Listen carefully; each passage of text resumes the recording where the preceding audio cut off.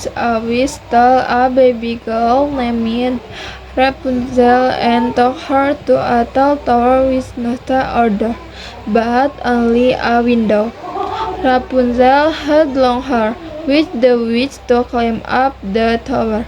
One day, a prince passed by the tower and heard Rapunzel sing. He also saw the witch climb the tower. When the witch was gone, the prince climbed the tower. Rapunzel and the prince met and fell in love with each other. Not long after the witch returned, he cut Rapunzel's hair and left her in the desert. Then he threw him into the basket and blinded him. Many years passed, and the blind prince wandered alone and reached the same desert. He heard Rapunzel's song, followed her voice, and found her. Rapunzel, tears of joy, fell into the prince's eyes and cured him blindness. The prince took Rapunzel to his kingdom and married her. Suatu ketika, seorang penyihir mencuri bayi perempuan bernama Rapunzel dan membawanya ke menara tinggi tanpa tangga atau pintu. Hanya sebuah jendela. Rapunzel memiliki rambut panjang yang digunakan penyihir untuk memanjat menara. Ketika penyihir itu pergi, sang pangeran memanjat menara. Rapunzel dan pangeran bertemu dan jatuh cinta satu sama lain. Tak lama kemudian, penyihir itu kembali. Dia memotong rambut Rapunzel dan meninggalkannya di padang pasir. Kemudian dia melemparkannya ke semak-semak dan membutakannya. Bertahun-tahun berlalu dan pangeran itu buta, mengembara sendirian dan mencapai gurun yang sama. Dia mendengar lagu Rapunzel, mengikuti suaranya, dan menemukannya air mata kebahagiaan Rapunzel jatuh ke mata sang pangeran dan menyembuhkan kebutaannya. Pangeran membawa Rapunzel ke kerajaannya dan menikahinya. The element of short story. Number 1 is character. Rapunzel is a spirited and determined young woman with a strong sense of curiosity about the world and a willingness to step outside of her comfort zone to experience her dream. Number 2 is setting. A tall tower with no stairs or doors and only one small window. Number 3, plot. A girl with beautiful long golden hair who was locked up in a tower by an evil witch. Number 4 is conflict.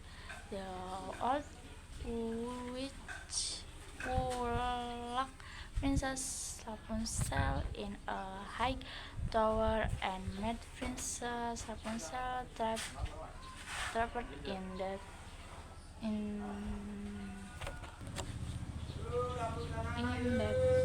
tower. Number 5 is death. Never give up and something dialogue. Number 6 is point of view. Third person perspective, however, it does which focus between primarily Rapunzel and Prince or Eugene and Mother Gothel, which comes of the king and queen. The Little Matchgirl, terribly o'clock in was, is known and was nearly 20 dark, an evening the last evening of the year. In this cloud and darkness, there went along the street a poor little girl, bareheaded and with naked feet. When she left home, she had slippers on. It is true, but what was the good of that? They were very long slippers, which her mother had hated her. So long were they, and the poor little thing lost them as she shuffled away across the street, because of two carriages that rolled dreadfully fast. One slipper was nowhere to be found.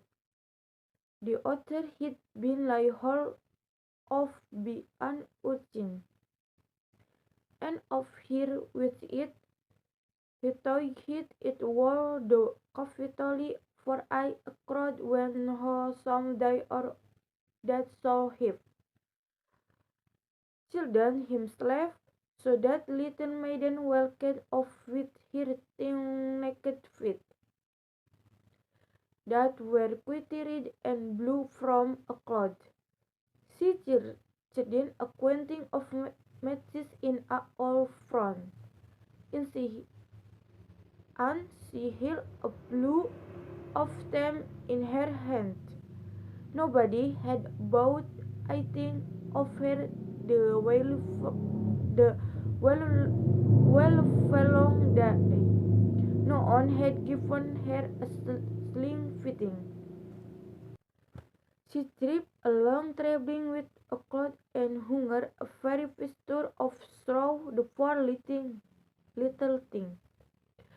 The flakes of snow crop her long white hair, which fell in beautiful truths around his neck. But of that of sure she never owned snow togs. For at the window the clouds were gloaming, and its lamp so deliciously of rose goes.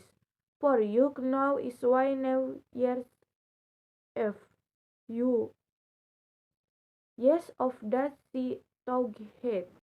In a corner formed by two houses, of which one advanced more than the other, she sat herself down and cowered together. Her little feet she had drawn close up to her, but she grew colder, and to go home she did not venture, for she had no salt and matches and salt and could not bring a farthing for money.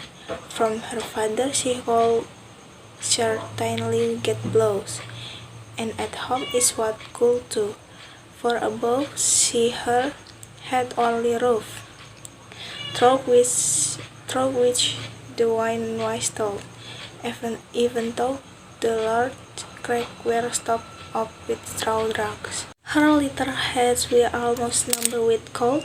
Oh, I much might afford her a wall of comfort, if she only dared take a single one out of the bundle, draw it against the wall, and warm her fingers by it. She drew one out. Rich! How it blazed! How it burned! It it was a warm, bright flame, like a candle, as she held her hands over it. It was a wonderful light.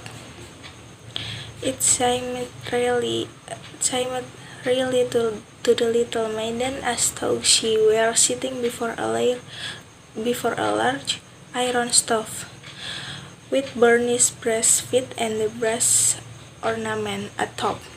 The fire burned with such blessed influence, its warmth so delightfully. The little girl had already stretched out her feet to warm them too. But the small flame went out, the stove vanished, as only the remnants of the burnt-out smoke hit her hand. Thousands of lights were burning on the green branches and gaily colored pictures, such as she had seen in the warped window. Looked down upon her. The little maiden stretched out the hands toward them when the match went out. The light of the Christmas tree rose higher and higher. She saw them now as stars in heaven. One fall down formed a long trail of fire. "Someone is just dead," sighed the little girl, for her old grandmother, the only person who had loved her and who was now no more, had told her that when a star falls, a soul asks to go. She drew another match against the wall. It was again light, and in the loose tree stood the old grandmother, so bright and radiant, so mild, and with such an expression of love. "Grandmother," cried the little one, oh, take me with you. You go away when the match burn out. You vanish like the warm stove, like the delicious roast goose, and like magnificent Christmas tree," and she rolled the whole bundle of matches quickly against the wall, for she wanted to be quite sure of keeping her grandmother near her, and the match gave such a brilliant light that it was brighter than a noonday. Never formerly had the grandmother been so beautiful and so tall. She took the little maiden on her arm. The boat flew in the brightness and joy so high, so very high, and then above what nature called non-hunger, non-anxiety, they would go. But in the corner, at the cold hour of dawn, sat a poor girl with rosy cheeks and a smiling mouth, leaning against the wall, frozen to death on the last evening of the old year. Stiff and stark sat the child there, with the matches, of which on bundle one been burned. She wanted to warm herself, people said. No one had the slightest suspicion of what beautiful things she has seen. No one even dreamed of the splendor in which, with her grandmother, she was entered and the joys a new year. Sangat dingin, turun salju dan hari sudah hampir gelap, dan malam hari malam terakhir tahun ini. Dalam dingin dan kegelapan ini berjalanlah seorang gadis kecil malang, tanpa kepala dan dengan kaki telanjang. Ketika dia meninggalkan rumahnya, dia memakai sendal. Itu benar, tapi apa gunanya itu? Itu adalah sendal yang sangat besar, yang sampai sekarang dipakai oleh ibunya. Begitu besarnya mereka, dan makhluk kecil yang malang itu kehilangannya dia saat berlari ke seberang jalan, karena dua gerbong yang lewat dengan sangat cepat. Satu sandal tidak ditemukan, yang lainnya ditangkap oleh seekor bulu babi, dan dia pun berlari bersamanya. Dia pikir itu sangat bermanfaat bagi sebuah buayan ketika dia suatu hari nanti akan memiliki anak sendiri.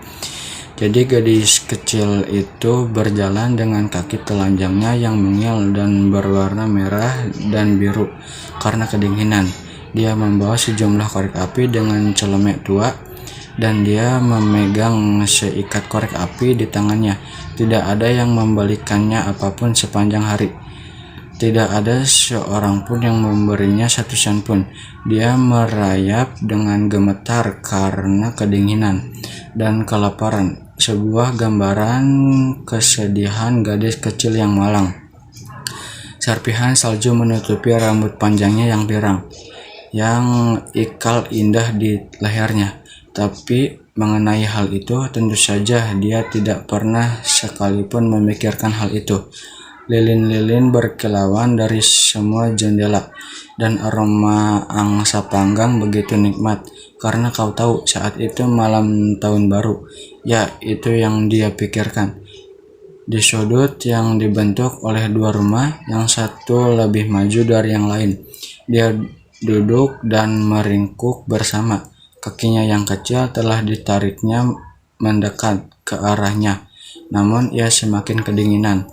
dan ia tidak berani pulang ke rumah karena ia belum menjual korek api apapun dan tidak dapat membawa sepeser pun uang.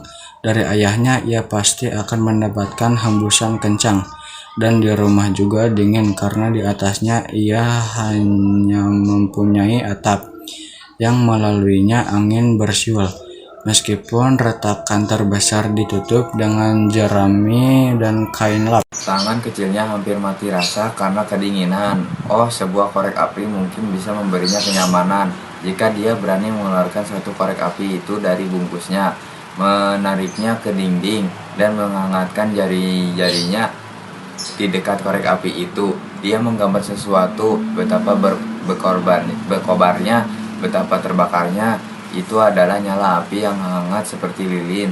Dia memegangi tangannya di atasnya. Itu adalah cahaya yang menakjubkan bagi gadis kecil itu.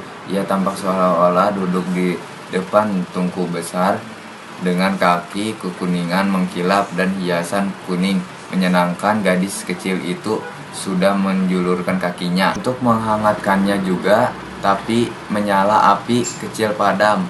Ribuan lampu menyala di dahan-dahan hijau dan gambar-gambar berwarna cerah seperti yang dilihatnya.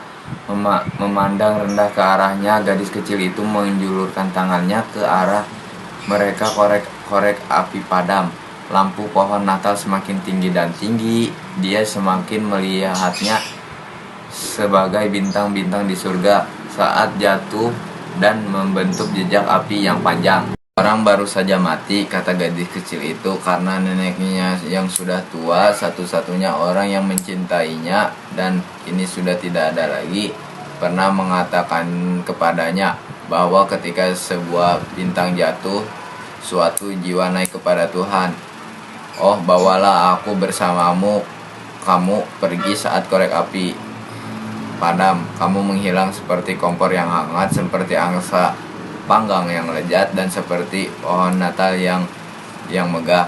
Dan dia segera menggosok seluruh bungkusan korek api itu ke dindingnya, karena dia ingin memastikan neneknya berada di dekatnya, dan korek api itu memberikan cahaya yang cemerlang sehingga lebih terang daripada siang hari. Belum pernah nenekku begitu cantik dan tinggi. Dia menggendong gadis kecil itu di lengannya dan keduanya terbang dalam kecerahan dan kegembiraan yang begitu tinggi, sangat tinggi, dan di atasnya tidak ada kedinginan, kelaparan, atau kecemasan. Mereka bersama Tuhan. Namun di sudut, saat fajar menyingsing, duduklah seorang gadis malang dengan pipi kemerahan dan mulut tersenyum, tersandar di dinding, mati beku pada malam terakhir tahun lalu. Tidak seorang pun memimpikan kemegahan yang ia alami bersama neneknya dan kegembiraan tahun baru. The element of short story. Number 1 is character. Cold, hungry, and absurd. She prefers to freeze to death in the streets rather than go home, where she will be beaten for not bringing in no money. Number 2 is setting. The calmness between two houses, where this little girl sits huddled. Number 3 is plot. Trying to sell matches and the night during a cold winter. Number 4 is conflict. The little girl is forced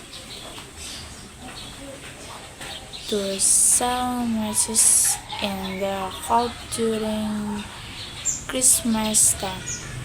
Number 5 is that some of the main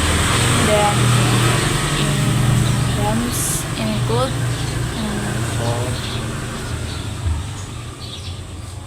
loneliness, struggle, and reality. Number 6 is point of this story reflects about the unhappy childhood of a little girl has sadness, dealing with loss and death.